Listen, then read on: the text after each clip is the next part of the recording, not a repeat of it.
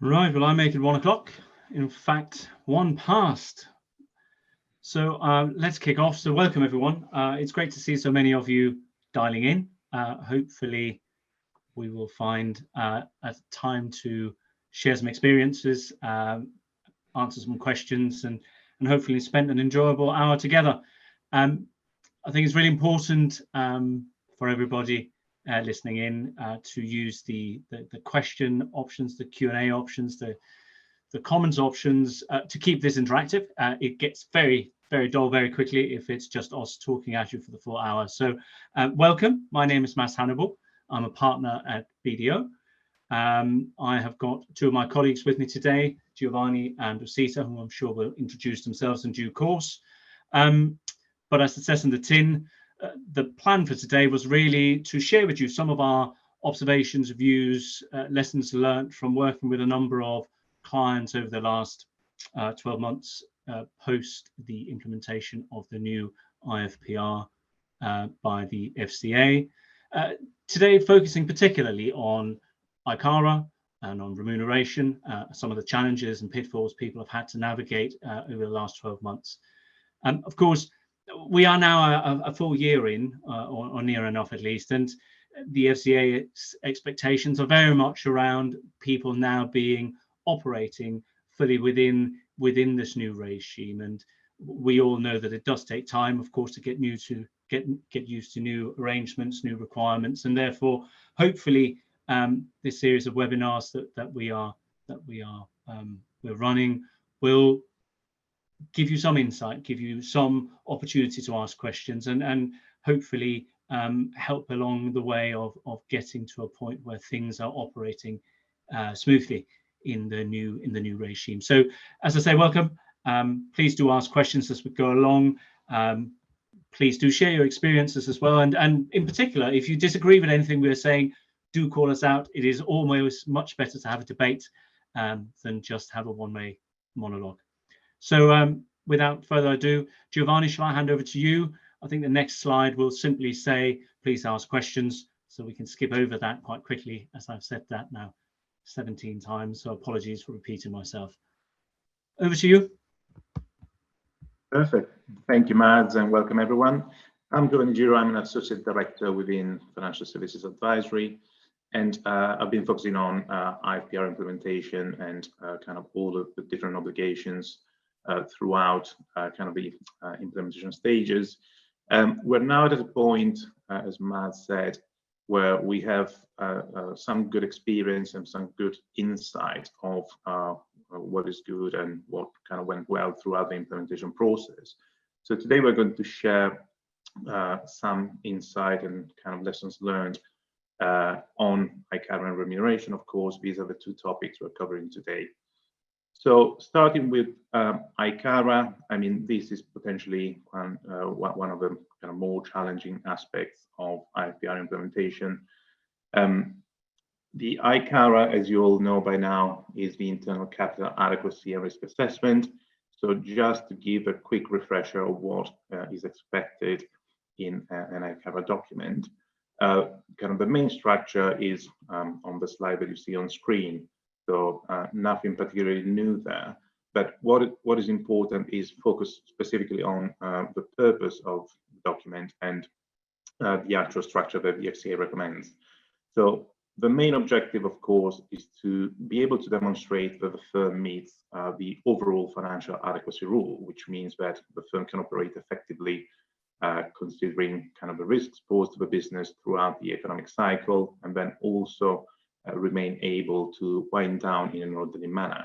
Of course, the two objectives are kind of quite high level at this point, but they are kind of demonstrated through the different components that go into an ICARA. The structure is built around, of course, own funds threshold requirements and liquid asset threshold requirements.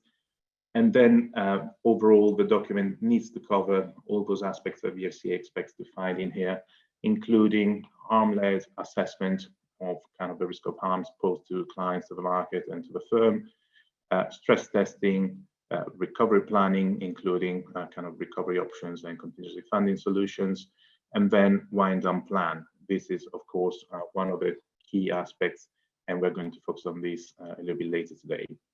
So from our own experience of ICARA implementation and working with firms kind of to develop the new structure, the new processes, I mean, one thing to mention is that the rules in MIFIDPRU 7 and the guidance provided by the FCA are actually quite helpful. They are kind of built in an organic way, and they're quite logical. So following that structure and that layout is quite helpful to ensure that an ICARA is actually built with all of the constituent parts that are required, and also with kind of a sort of kind of logical flow that the FCA would want to find. It is, of course, as we have already covered previously, similar to an ICAP, but one thing that we have learned is that sometimes trying to force a previous ICAP into an ICARA format might be time-consuming and not always effective. So in many instances, our advice was to start from scratch, try and build a structure based on the new rules, and then try and kind of port the components of the ICAP processes into the ICARA where this is possible. It is, of course, something that can be done in a number of areas, particularly when we're talking about risk assessment, stress testing, and also wind-down planning. But of course, the adjustments that are required are kind of important in order to comply with the ICARA framework. As we said, ultimately, the key objective of the document is to be able to demonstrate in writing that the firm has the appropriate processes in place to meet the requirements, and therefore the ICARA is quite important. But we want to kind of refresh, of course, the concept, and the FCA have mentioned this a number of times, that the ICARA will be potentially kind of a centerpiece of a firm's compliance with risk management, kind of capital adequacy, liquidity adequacy, and wind-down planning. So it's very important to get it right. So starting from the own funds element of the ICARA, we want to focus on kind of specific aspects that we have found have posed kind of the most challenge throughout the process. And in particular, you're seeing here what the FCA presents as being kind of a process to build the two assessments that eventually determine the own funds threshold requirement. We have highlighted the aspect that we have found has proven more difficult sometimes for firms. So, and that is based on kind of the risk-based element of demonstrating how ongoing operations can potentially pose harm to clients, to the market, and to the firm, build in the stress testing element, and then determine any additional own funds requirements that might come from it. And this is exactly the area we want to focus on. The part of the assessment that is based on wind down and fixed overhead requirements is relatively simple, because it's really a comparison of values to determine which is the greater. Therefore, we'd like to focus more on the assessment A side of the diagram that you see on screen. So the first point to make sure that the ICARA includes is a harm-led assessment process. So the new focus on harm is essential. What used to be kind of a risk-based approach in the ICARA framework now needs to consider the risk of harm that is posed to clients and counterparties, to the market in which a firm operates, and eventually the firm itself. So the key aspect is to focus on what impact the business could actually cause to clients where things go wrong, or where certain trigger events actually materialize. It's critical, of course, to have a dynamic and ongoing assessment of this, because, of course, your ICARA will be technically an annual document, so you will refresh it every 12 months. But the underlying processes need to be kind of a living process, something that the firm can use on an ongoing basis. Therefore, reassessing harms posed throughout the course of a year is something that still needs to happen in the background. It's clearly important to have kind of appetite levels defined. So a risk appetite statement is essential to this. But one thing that the FCA have found a number of times is that kind of risk appetite statements don't always present the right kind of granular analysis on a risk-by-risk basis. And also, firms must be careful at kind of determining metrics that are quantifiable and can be compared with kind of the assessment process. This is essential to determine that the firm is operating within its strategic objectives technically, and also determine whether any risk exposures are going beyond what the desirable kind of levels and the appetite limits.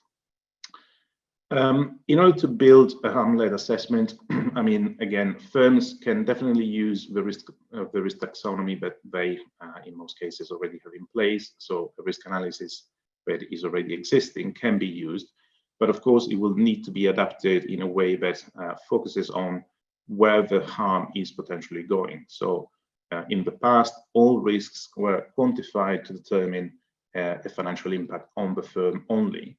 Whereas now it's essential to prioritize the financial impact or the service disruption that could be caused to clients. This is the top priority, and the FCA keep focusing on this because, of course, one of their objectives is consumer protection. It is helpful to kind of build this process by using statistical models. There are different approaches to these, and there are firms that apply, a risk matrix or scorecards to determine impact and likelihood of specific events. But once again, it's important that kind of on a bespoke basis, every risk of harm is determined to and assessed to understand whether any kind of additional harm could be posed to clients of the market. Firms will be able to refer to their kind of past experience, of course, so the business will have data available to determine where most impact could actually eventually land in the way they do business. But even if models and kind of past experience are used, the manual input is still essential, and kind of validating those models on an ongoing basis or reassessing emerging risk on an ongoing basis are key processes that need to be in place. Where data is not necessarily fully available to firms, of course, a peer analysis or kind of understanding the market or other competitors is also a helpful process. So, there are a number of places where firms can have access to this information. One of the more common ones are thematic reviews carried out by the FCA, where they will publish kind of outcomes of their own reviews on how firms operate or how kind of risks actually develop in a specific market sector.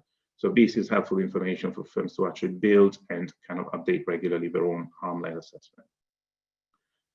One thing to focus on is risk mitigation. Of course, there's still an opportunity to apply internal controls and mitigating factors to reduce exposures. But of course, it is essential to demonstrate the effectiveness of those controls. This is one thing that the FCA have kind of tested a number of times in their reviews and have challenged firms to actually demonstrate. So there must be some kind of realistic assessment of the actual effectiveness of those controls. And then ultimately, what is important to mention is that operational risk is still kind of quite central to the assessment of harm, and potentially the area where firms have found kind of the highest kind of challenge to eventually quantify the residual harm that might be posed. This is important because kind of the FCA, through the recent SHREP work and also additional work carried out around ICARA reviews, they're still focusing very much on operational risk to determine, how firms are actually assessing it. It is quite effective to build a scenario analysis around operational risk. So we have found that in most cases, kind of statistical methods or kind of past experience is not always the most effective way of assessing operational risk. And therefore, firms will need to focus on building scenarios around kind of systems and controls and kind of people and how the business operates to determine ultimately the impact on clients and the market. Eventually, if we think about a couple of easy examples, cyber attacks or potentially disruption of services to clients are things that could affect the business, of course. But again, the priority is to focus on what that will mean in terms of detriment to the client, either operationally or financially. Like I said, using the existing risk taxonomy is perfectly acceptable. but it's important to focus on kind of adapting and adjusting whatever is in place already to make sure that the risk management framework does actually switch to the kind of harm-led approach in full. One aspect that is also quite important, and it kind of follows from eventually assessing harm, is how that then maps to K-factor coverage. And this is essential for those firms that actually have a K-factor requirement applicable. But it's important because the K-factor requirement is, of course, one of the components of the own funds requirement and is calculated through kind of the coefficients and the formulas that the FCA provides.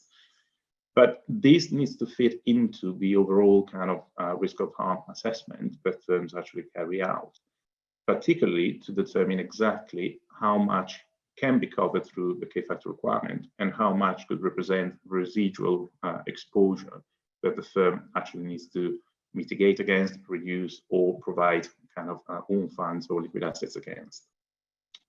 This is important because K-factor to risk mapping is not always a very easy process. And the main part of it is understanding exactly what each K-factor actually covers in terms of risk.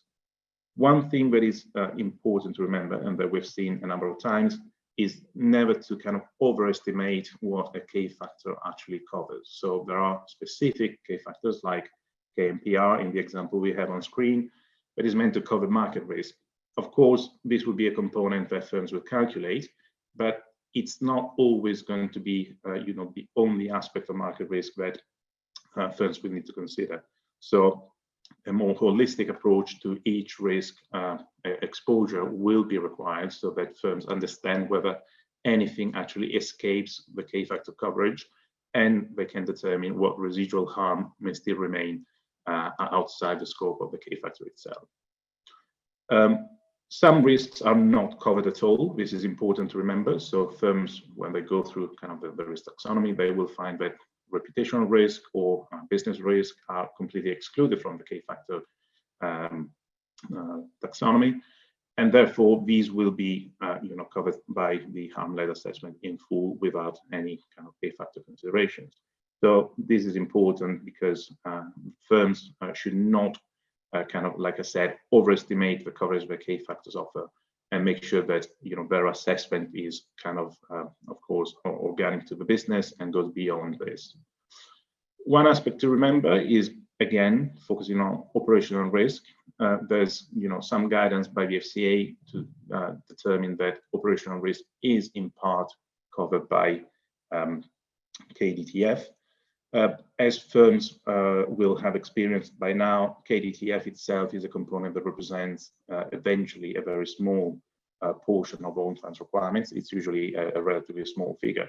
So it's important not to assume that operational risk is covered by this K-factor, and like I said earlier, needs to follow kind of a scenario analysis approach and be kind of fully implemented as a standalone assessment. When we go to liquidity, then, this is another area where firms have kind of potentially struggled a little bit with interpretation, and we have as well, of course, but I mean, it's important to get it right. Liquidity is a central component to the ICARA framework. The FCA have focused on this, well, in the past and more recently again. And this is an aspect where, again, the kind of the risk-based element of the calculation is the more critical one. Like I said earlier, the kind of assessment B side is only a comparison between the basic liquid asset requirement with initial wind down cost. So that's simple enough to actually compute. But the risk-based approach is what we want to focus on specifically. And therefore, once again, what are the key things that we've found, could have posed a challenge to firms in the implementation of liquidity? So, like I said, interpretation initially is the key part, understanding exactly what the rules actually require and making sure that firms understand, how liquid asset threshold requirements need to be calculated is essential.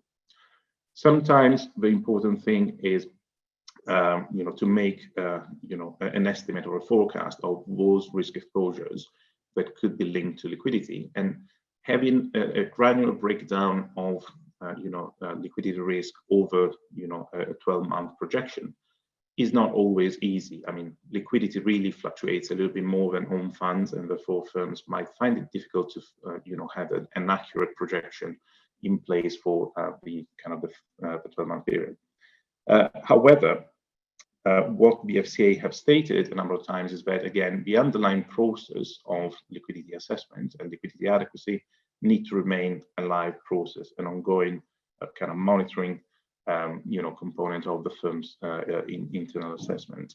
So whatever is actually stated in the ICARA is potentially a static value that is based on projections, but firms will need to continue assessing what LATR actually is for the business on an ongoing basis.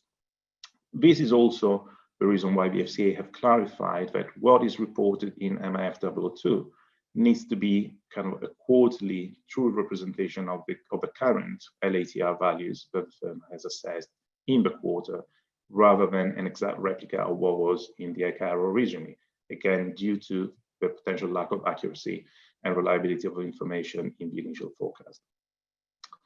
The risk-based assessment needs to focus on specific aspects of liquidity risk, and in particular, we're thinking about those things that could affect the business. So, in a trading environment, kind of margin calls or money requirements, intraday exposures, or any kind of elements of financial stress that could be posed to the business are essential to the assessment of liquidity requirements in the firm. But at the same time, there must be an assessment of availability of resources on an ongoing basis and determine how much access and how kind of reliable the funding sources will remain over the 12-month period. How easy will it be to convert or realize assets that are not entirely liquid at the time, and potentially be converted to fully liquid assets and be transferable effectively. The FCA have published a thematic review, and like I said, again, these are helpful documents that kind of present the view of industry kind of behaviors and what they think is kind of best practice to be applied in this case.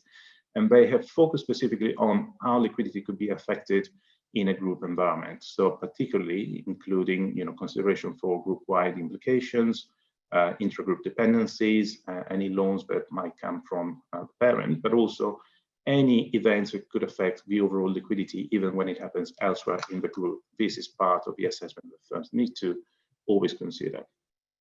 Essential, again, is the stress testing element of liquidity. So determining, the right assumptions and the trigger events that could pose a greater exposure for the firm need to be embedded within the process. And then switching to the other kind of essential components of the ICARA, we're focusing on wind down. So wind down planning, again, is important, has been important for a number of years now, even in the previous framework. But this is another place where we've found there's been kind of some challenge in kind of the full implementation. So on the slide, we have kind of a basic structure that the FCA recommends to use. So that is kind of relatively simple to follow, and it does have, again, some kind of logical flow so that all of the components are in place. But what is now kind of the main test that the FCA are presenting to firms is that a wind-down plan must mainly be operable and credible. So this is a test that is, again, not particularly easy to do and or to satisfy eventually, but it's important to focus on the specific elements that the FCA have kind of highlighted as the key aspects. So again, the main thing is that the starting financial position in a wind-down plan analysis, particularly the financial analysis and projections, needs to be based on a startup point of a stress scenario. That is essential because using kind of business as usual financial data will not be true if wind down kicks off, or will not be correct in terms of assessing the actual risk posed. The important part of the wind down plan for it to be operable is the operational analysis, and this is again an area that the FCA has focused on quite a lot to determine that firms need to build an operations plan in kind of a step-by-step basis to determine exactly who will do what at every stage. What resources will be essential for every specific step or in each specific point in time throughout the wind down period. And these actions need to be kind of quite practical. So the wind down plan cannot rely on an assessment that will happen in the future. Will need to be establish kind of specific actions and kind of specific responsibilities that are correct at the time of drafting. So it will be effectively operable at any point in time if the need kind of arises. One thing to consider in kind of the orderly wind down plan, structure is determine the risks that could be posed to the plan itself. So the plan is meant to kind of happen in an orderly fashion, of course, and firms will have structured it in that way. But they also need to consider what are the risks of the plan not being orderly. So what are the potential events that will affect the process at any point in time and could make it go, either for a longer term than expected or potentially become a fully disorderly or insolvent scenario. This is something that firms will need to consider and extend that consideration again in group environments, particularly to events that affect other parts of the group that could have implications on the firm itself. One thing about the insolvent scenario within a wind down plan is to ensure the firms are clear as to kind of the assumptions that could bring the business to insolvency.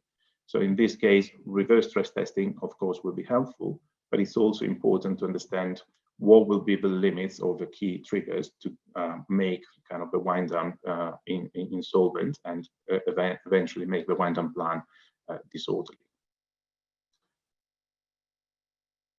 And then what we have heard recently is the FCA's focus on consolidation. And this is kind of a theme that, again, has been in place in the previous framework, but has become even more important now under the ICARA framework.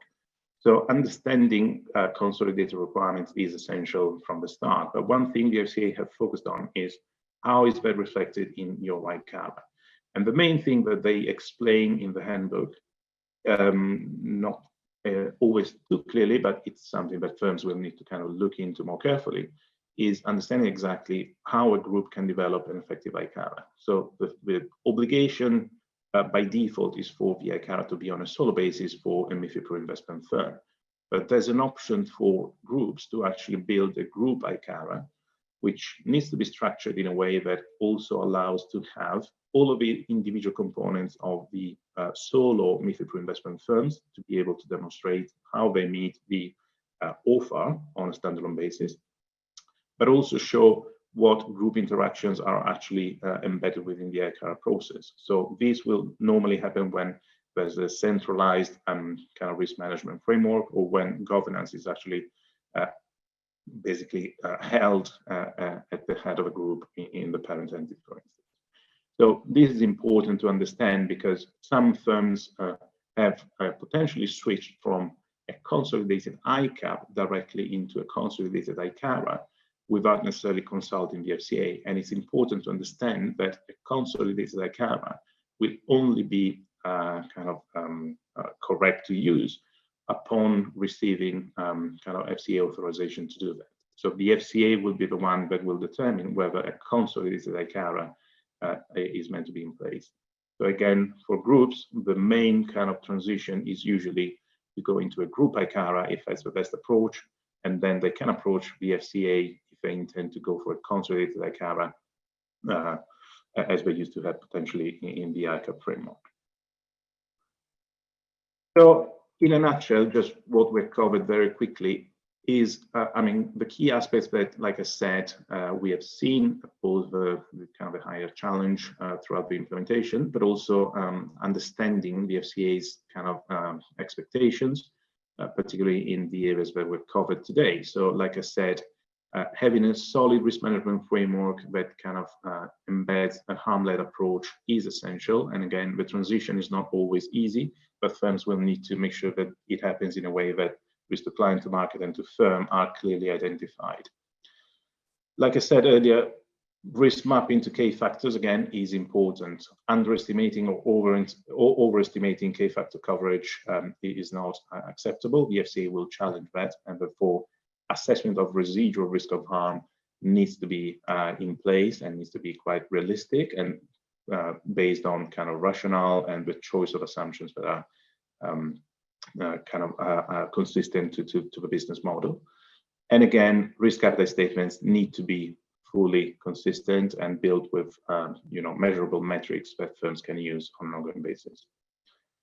Liquidity, again, central point of the ICARA, but again, the key aspects to bear in mind when building an LATR process and documenting it in the ICARA is again determining what are the true liquidity risks that are posed to the business.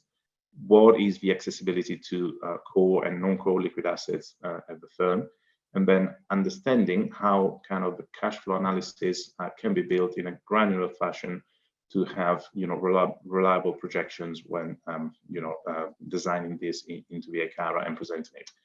Like I said earlier, the ongoing monitoring of liquidity is essential here. So again, it's not a static assessment; it needs to be an ongoing process. And then again, like I said, ICARA in an investment firm group, make sure if you are in that position that you understand exactly what the FCA expects in this case. There's no, they will not accept, and they've confirmed this recently, that they will carry out thematic reviews on these. That a consolidated ICARA is kind of the first option that a firm actually chooses. It has to be, again, explained in writing and determine exactly how it applies to the business. Wind down planning, final point, and again, quite important.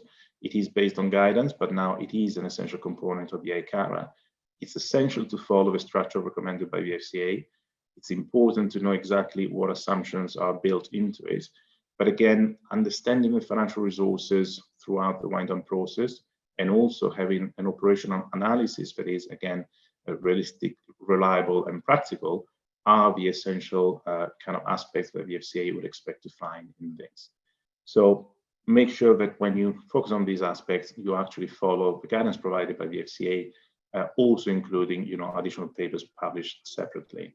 And again, the FCA has also prompted firms to go beyond the MIFIDPRU sourcebook and ensure that they look at kind of thematic reviews, as I mentioned earlier, but also in some instances refer to the BIPRU 12 standards that are actually still acceptable, for instance, for liquidity risk management frameworks.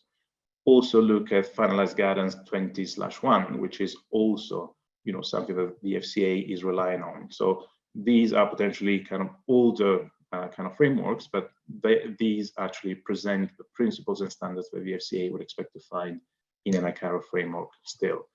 And we want to flag that the FCA is carrying out actually supervisory action and supervisory activities. So they are running SREP reviews, and they have started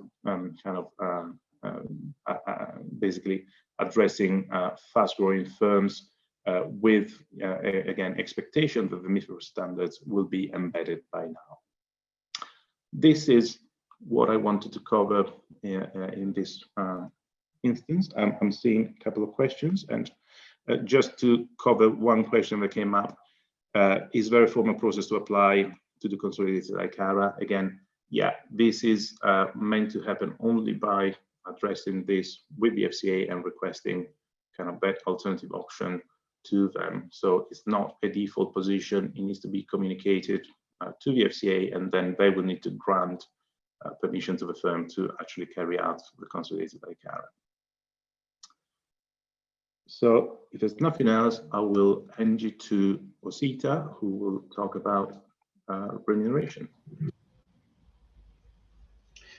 Thank you, Giovanni. Good afternoon again, everybody. Thank you for joining us this afternoon. My name is Osita. I'm an associate director here at BDO in our FS advisory team.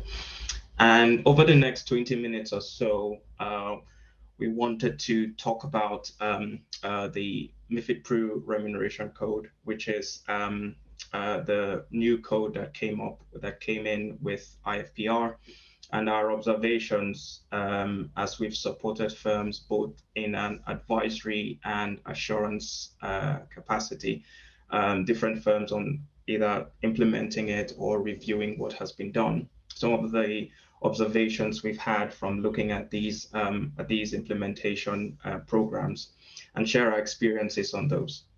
Remuneration is an important component of IFPR.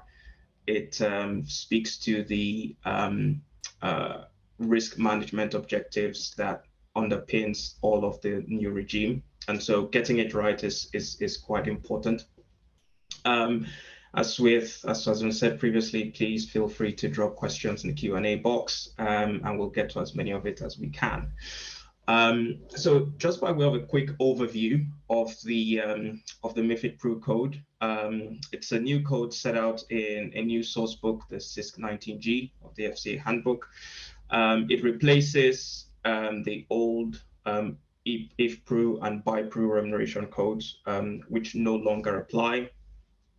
In many ways, the new MIFIDPRU remuneration code reflects and carries forward the provisions, some of the provisions that existed under the old IFPRU and BIPRU codes. So in many ways, the provisions should not be too alien or new to firms who were quite familiar with the old rules. Exempt firms are going through a bit of a learning curve to understand what this means for their business. But for previous BIPRU and IFPRU firms, there's a few changes, but not entirely new. The code applies to all firms in scope of the rules, so both SNIs and non-SNIs, and the core principles remain the same. The core principles of the MIFIDPRU Remuneration Code, as with the previous codes, was effective risk management, the alignment of risk and reward, managing risks of poor conduct as a result of remuneration structures, in the hope that by doing so, firms will be able to support positive behavior and discourage harmful behavior. As with previous codes, application is at group, entity, and individual levels, and we'll get to those shortly. There's a lot of alignment with the AIFM and the UCITS remuneration codes for asset managers.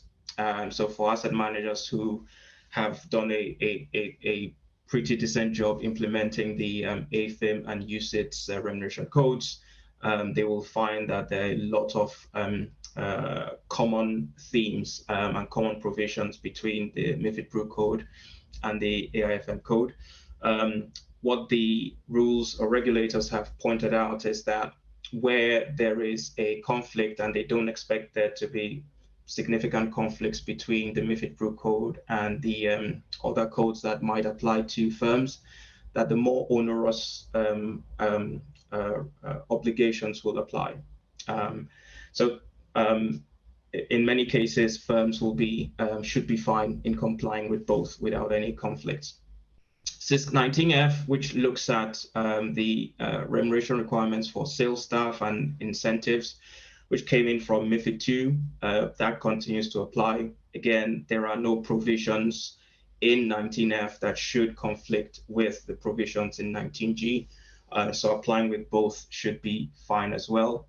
And last point to note is that it applies to performance periods rather than the periods in which the remuneration vests or the period in which it is paid.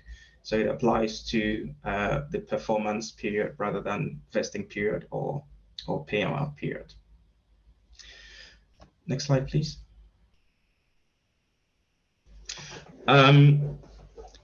So at firm level, the remuneration requirements apply as set out in the graphic on screen. All firms are in scope of the basic requirements, and we'll look at what those are shortly. Non-SNIs only are in scope of the standard requirements, and only the largest non-SNIs are in scope of the extended requirements.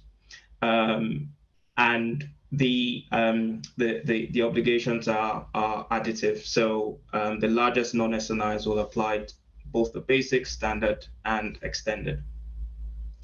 All firms would be familiar with their classifications or categorizations by now, and so it should be relatively easy to identify which set of requirements will apply to your firm. The requirements, as was the case previously, increase in severity and how onerous they are based on the firm size and firm complexity, in keeping with the proportionality principle that underpins all of IFPR. And so only the largest firms will have to comply with the extended requirements. The largest non-SNIs are those firms that have non-on-balance sheet assets and off-balance sheet items, things like credit derivatives or guarantees, which might sit outside of the balance sheet, or firms whose combined size of these over a rolling 4-year period exceeds 300 million, or may have exceeded 100 million, but also have significant trading books or derivative businesses. So the thresholds are set at a fairly high level to only capture the largest firms in the industry. Next slide, please.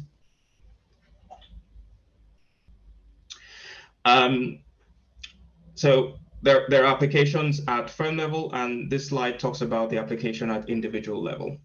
So across the industry, for every firm in scope, all employees who work in all organizations to whom MIFIDPRU applies will be subject to the basic requirements. Only material risk takers will be subject to the standard requirements, and only those material risk takers who have variable remuneration exceeding particular thresholds will be subject to the extended requirements. In other words, at firms that are the largest non-SNIs, the extended requirements which will apply would only apply to those individuals in those firms whose variable remuneration exceeds those thresholds. And the threshold is £167,000 of variable remuneration where that exceeds a third of total. So if either of those conditions, or if both of those conditions are met, then in the firms to whom extended requirements apply, they will not need to, they will not be in scope of that if they are under it. Next slide, please. So who are material risk takers? Under previous codes and under the other codes, they used to be called Remuneration Code staff. The concept is the same. The nomenclature changed there to material risk takers in MIFIDPRU, and they are basically individuals whose professional activities have a material impact on the risk profile of the firm or the assets the firm manage. If we think about businesses, following on from SMCR, a lot of firms identified material risk takers. They had code staff. Sometimes there were overlaps between, in most cases, there were overlaps between the material risk takers population under the certification regime and the remuneration code staff. And so with MIFIDPRU, again, those classifications should speak to each other. And so those individuals who are classified as material risk takers should be consistent with the applicable people under the certified regime who are tagged as material risk takers as well. One point to note on this is that previously there were quantitative indicators for individuals who would be MRTs, whereas under MIFIDPRU, it's all qualitative. It's all qualitative, which brings a bit more subjectivity and thinking around the process that may not have applied under the previous codes.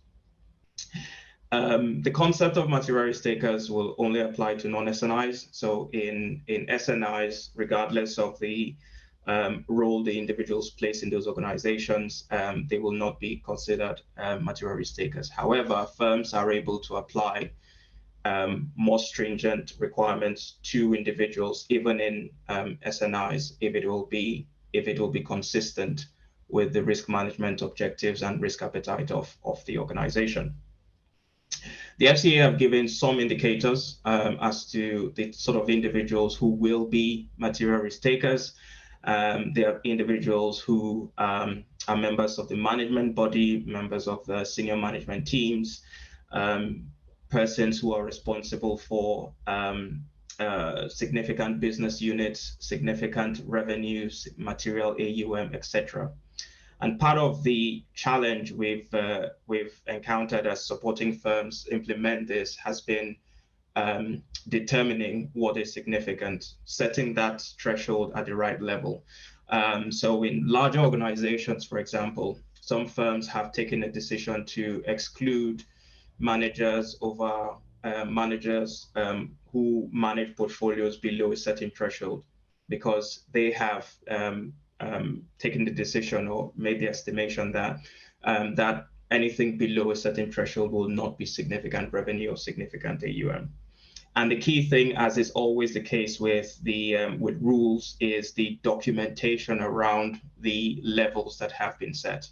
In some cases, that documentation has either not existed at all or been reasonably of very light, making it difficult to be able to work from what the firm has determined, but working back to how it came to that conclusion or came to that position. So the documentation of the thought process is quite important in determining, especially in the gray areas where with either the managers of the teams or individuals who might sit outside of the revenue generating part of the business, people who may sit in back office functions or middle office. Having clear documentation as to why certain individuals have been included or excluded is quite important. In groups, where we have groups, it is the UK parent entity that is responsible for identifying those MRTs. Therefore, in groups, it will be important, or it's quite crucial that at group level, MRTs throughout the group are identified. Next slide, please. So just a quick canter through the remuneration requirements across the 3 tiers. The basic requirements are that they're all familiar territory. Most firms would be familiar with those. Firms are required to have a documented remuneration policy, which is consistent with the requirements of the rules. The one new thing which wasn't in the MIFIDPRU and IFPRU codes was the requirement that the policy is gender neutral. And some boards have asked the question, what is the FCA expectation in this regard? Because most organizations will understandably say that their policy makes no distinction between genders. I think the key thing on that is having a clear rationale or a documented rationale for how pay is set. It might be based on experience, it might be based on hours, whatever the basis is for setting pay. It should be documented, and it should be clear that individuals at the same level or having similar characteristics based on that criteria are earning the same, or there is no distinction. And this is easier in some cases than others, but that's the sort of questions that we've encountered as part of our recent work.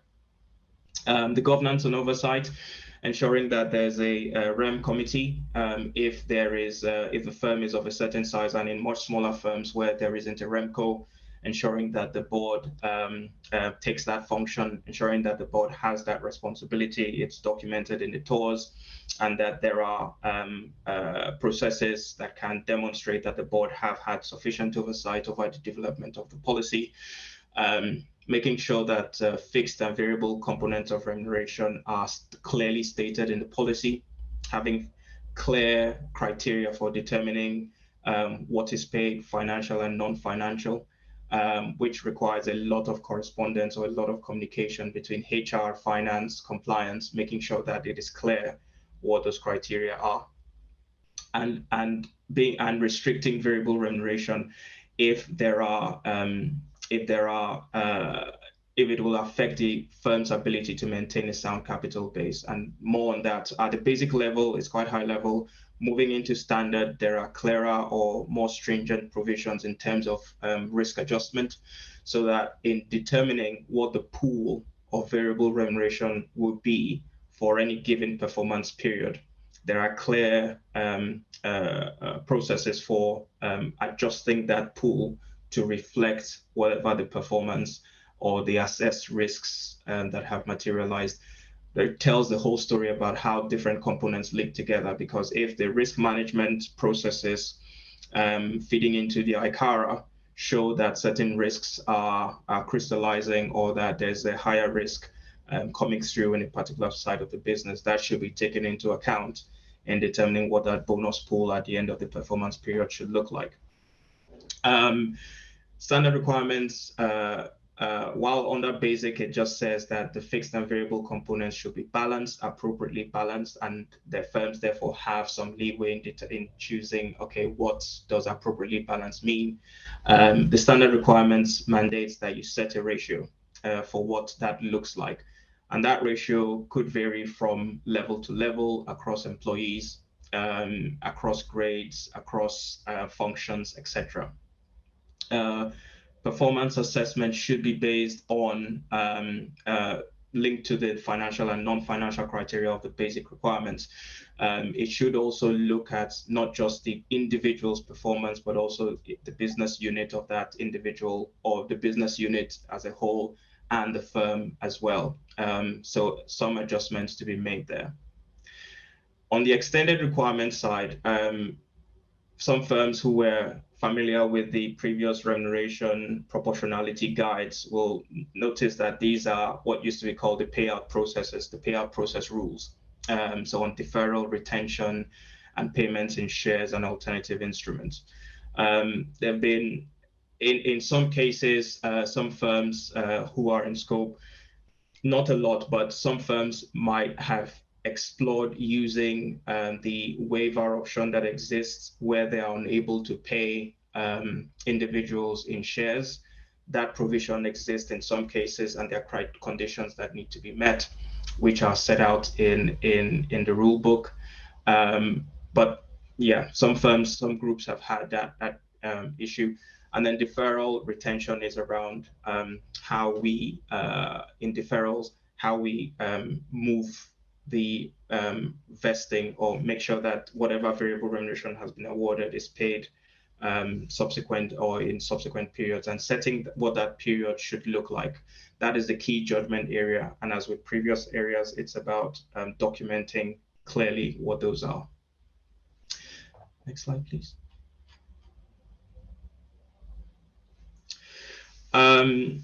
There are new reporting forms that need to be submitted for remuneration, MIFIDPRU 8, which firms with 31st of December year ends will have on their reg data schedule for April later this year. There's guidance on the FCA website on how to fill those in. Not too many firms have filled this in yet, so there isn't much by way of FCA feedback on the quality of those reports or on the disclosures that have been made, because transitional provisions on public disclosures did exist for firms with period ends before 31st of December 2022. So this will be, in 2023, will be the first period where we start to see the full range of disclosures. Or full disclosures under MIFIDPRU 8. These disclosures are quite involved. They're also meant to be published about the same time as the financial statements are published. And it's because there's a lot more fields to go through, there's a lot more information to publish. An early start on preparing those is what we're finding firms is serving firms well if they've had a good plan before now. Next slide. Because of time, I won't go too much into detail on this, but I think the main message on this is that the remuneration rules will apply at solo and consolidated levels. And so where where you have groups, investment firm groups, firms should be thinking about how the flow of information and requirements exists across the group. Where groups have used GCT, then this doesn't apply. Or where firms have used prudential consolidation, which Giovanni touched on in his section, then firms will have obligations group-wide. Even for, in some cases, entities outside of the group, if there are individuals in those entities that have an impact on the UK firm. Next slide, please.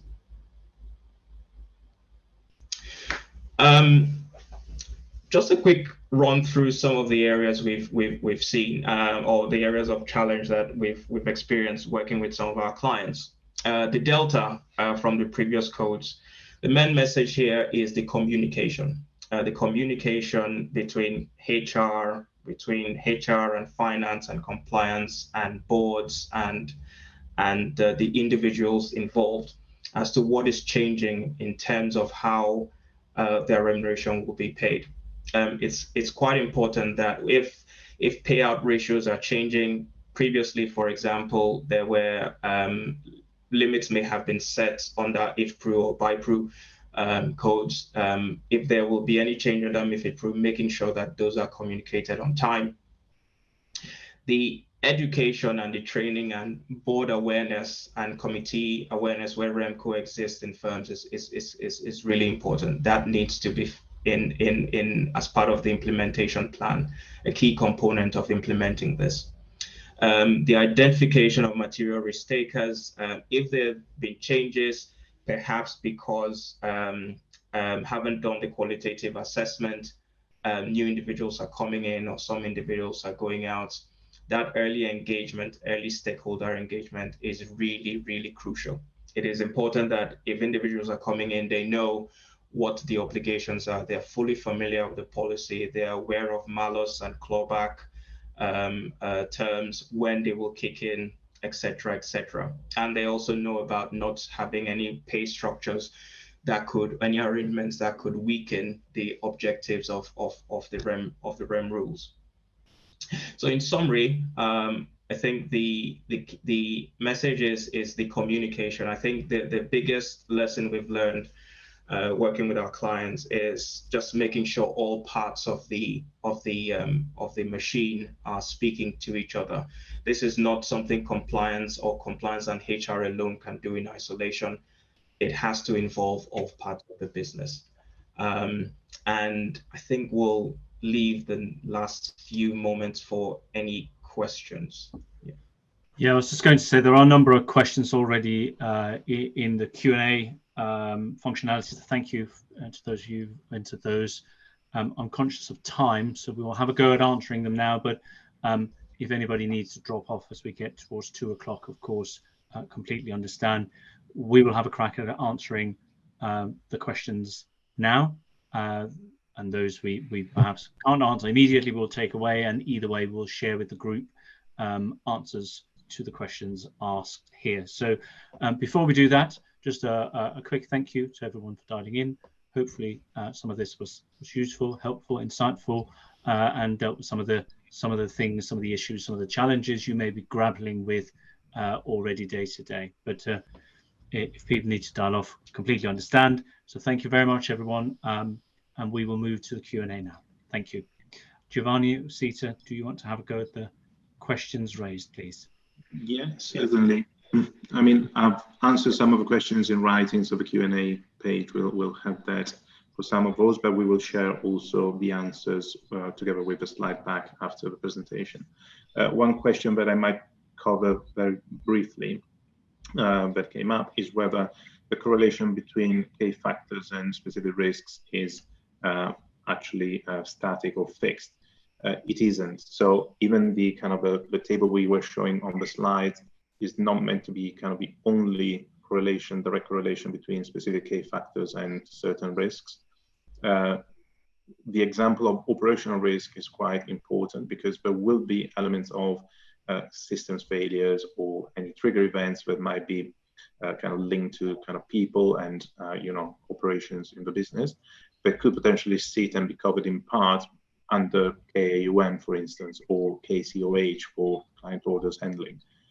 Those K factors, to some extent, actually address the risks posed by the activities of, again, dealing or kind of managing portfolios. So part of that K factor component can be assessed as covering some of the operational risk that is linked to those activities. But of course, again, no direct correlation and no kind of full coverage is kind of mandated by the FCA. So I think this was an important point to clarify. But like I said, I'll type an answer as well, and we'll share in writing. Osita, I think there's one for you as well, if you'd like to pick that up. Yeah, there's a question here around the inclusion of employees from sister entities and contractors.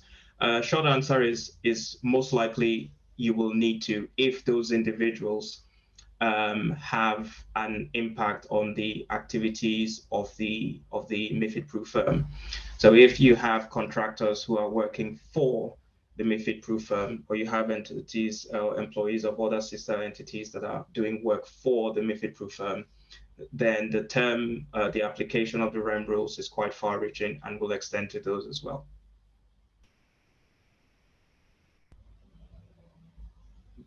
Perfect. Mads, I think we are at the end of the hour that we had allocated to this. So I think it might be helpful if we cover all the other questions in writing and then share with the audience. I'm happy with that. So in that case, thank you all. We will end the webinar here. Once again, thank you all for dialing in and hope to speak to you soon. Thank you. Thank you. Bye-bye.